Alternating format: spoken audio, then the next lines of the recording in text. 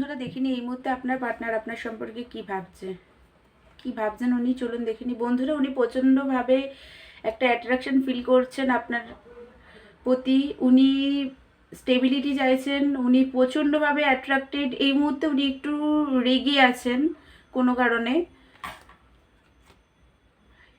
আপনাকে ছাড়া ওনার লাইফটা পুরো একটা নেগেটিভিটির মধ্যে ভরে গেছে, একটা একাকিত্বতা, একটা তিক্ততা, একটা পেন, কষ্ট, ট্রমা এই মুহূর্তে ওনার লাইফে চলছে। ওনার হয়তো কোনো হেলথ ইস্যু বা ফাইন্যান্স প্রবলেম চলছে এই মুহূর্তে।